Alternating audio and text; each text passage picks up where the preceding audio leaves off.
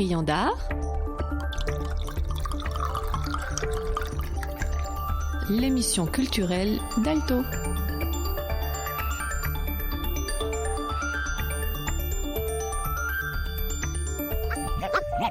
Alors moi, il m'épate.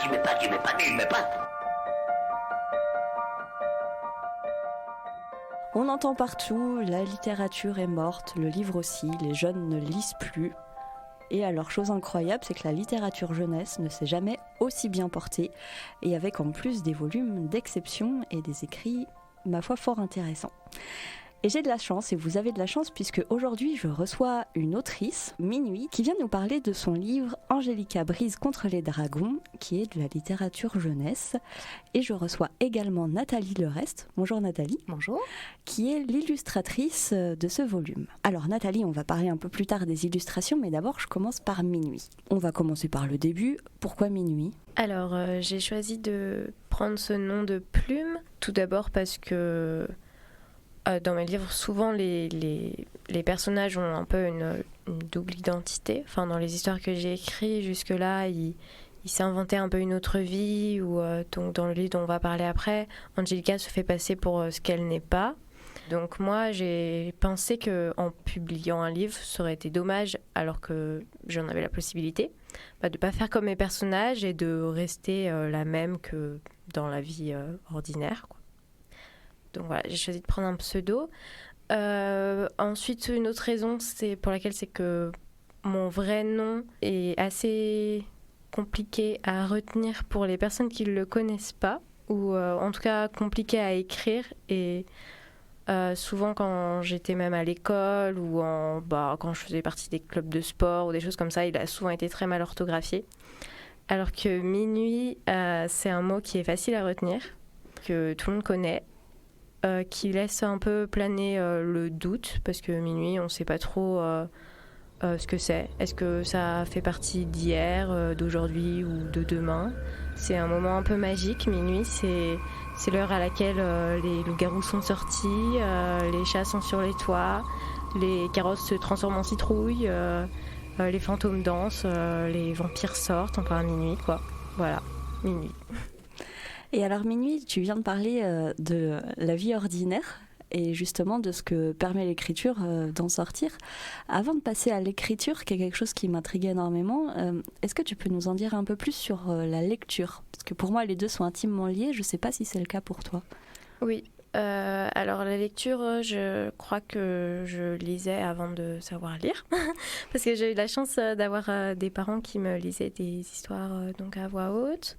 Ou après on empruntait aussi beaucoup d'histoires sur des cassettes quand on était petite, sur des cassettes donc audio, des histoires enregistrées notamment par Marlène Jobert.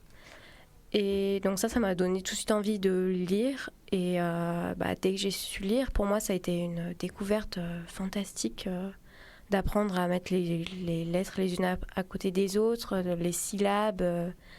Donc pour moi c'était vraiment magique. Et après pour l'écriture c'est pareil, je pense que j'ai commencé à écrire avant de savoir écrire. Rien qu'en inventant des histoires dans ma tête, quoi. On n'a pas besoin de savoir réellement écrire pour inventer, je pense.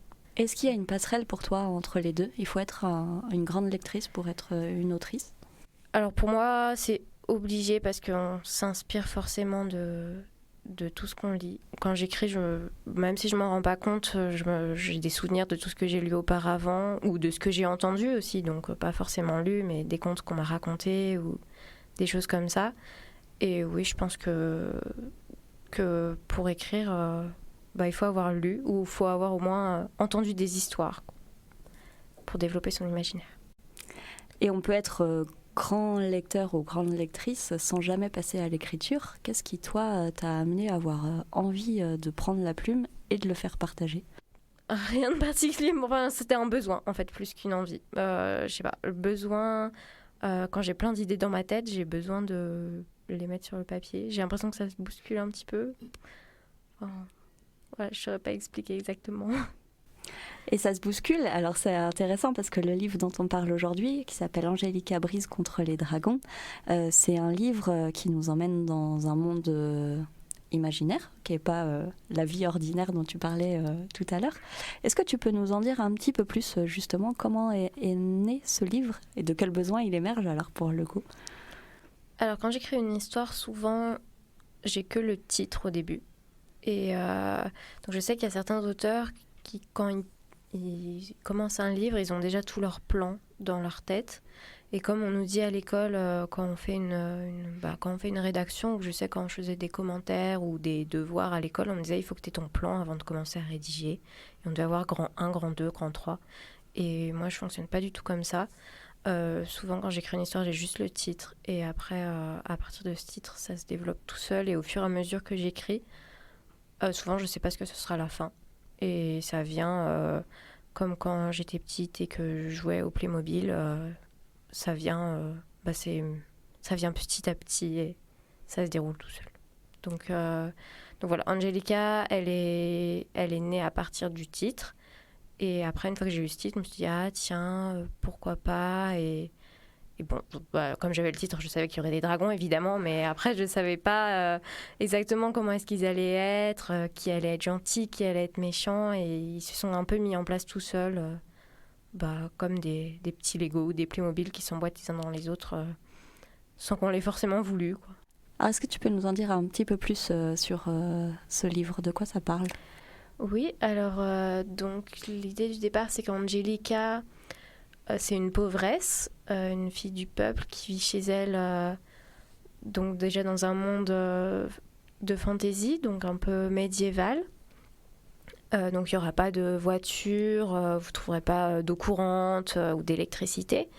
Donc Angelica, elle vit avec sa mère qui est malade et elle travaille comme fille d'auberge, donc ce qui s'appelle une torche-peau en ancien français.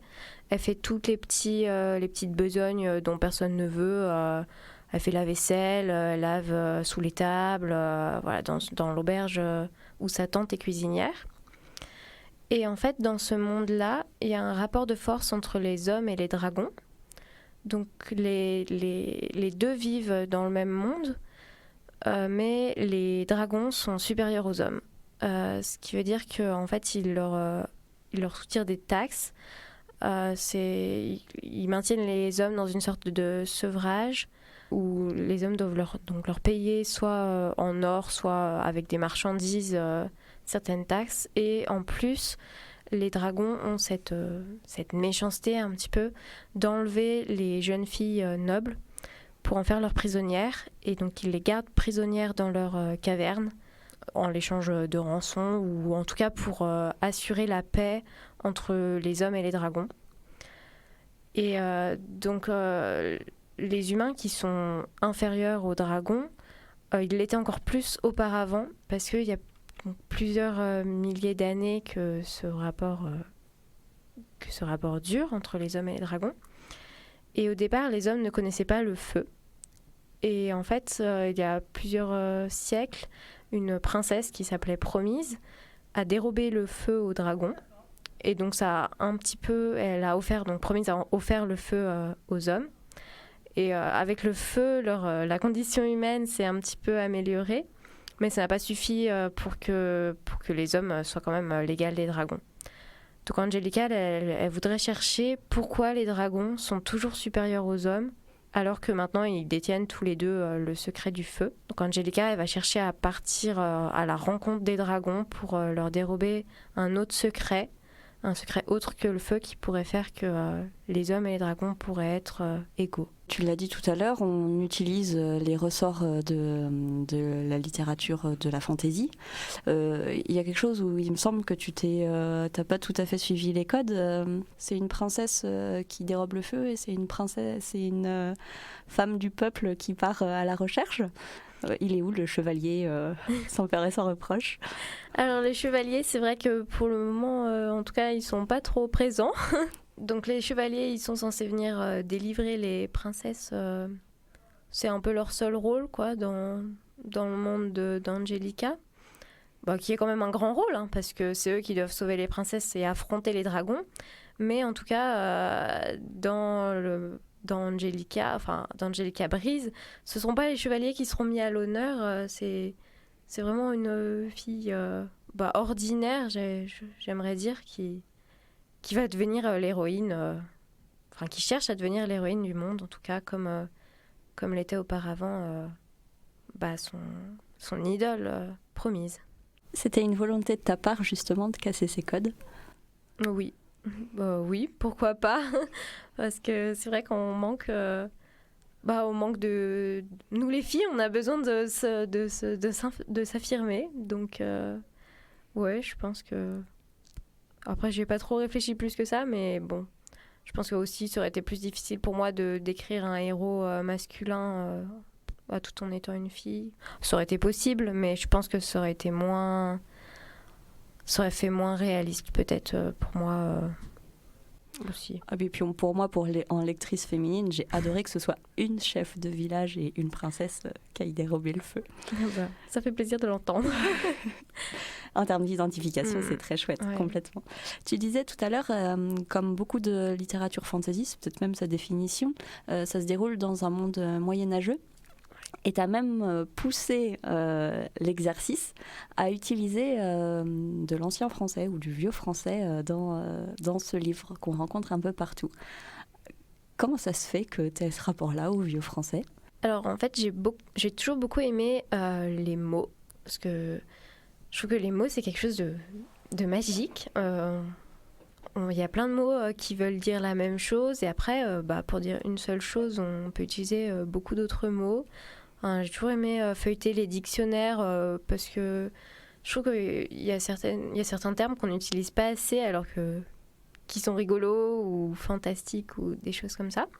Et donc j'ai bien aimé toujours chercher l'étymologie des mots, c'est-à-dire d'où ils viennent, s'ils viennent du latin, du grec, du vieux norrois, etc. Et en fait, pour moi, mettre des mots d'ancien français, c'était utiliser des mots qu'on a oubliés, mais qui existaient autrefois. Et c'est un peu les remettre au goût du jour, quoi. C'est des mots que j'ai pu rencontrer soit dans mes lectures des romans médiévaux et qui m'ont plu, soit que j'ai trouvé dans des dictionnaires donc d'ancien français et que je trouvais amusants, parce que c'est surtout des mots amusants que j'essaie d'utiliser. Et c'est un peu pour essayer de leur redonner une seconde vie en les insérant dans ce livre. Qu'est-ce que disent mes pères, tel bestaille ne prendrait mis à père. Fille de grand lignage suis, non de folle pute garçonnière. Ni elles auraient air de vivre qu'à s'offrir que telle glotte des putères matochaste. Païen est, de ville estras, si amnad, tel totes besternez. Pas trop méante, gossier cuide. Et aussi une autre raison, c'est que pour moi, si par exemple on voyage en Italie ou en Chine, enfin dans un autre pays, on entendra forcément des mots étrangers, donc des mots italiens, chinois, etc. Et donc je pense que si on voyageait dans le temps et qu'on arrivait au Moyen-Âge, on entendrait des mots d'ancien français. Donc en insérer dans le livre, c'est en quelque sorte donner une couleur locale au roman.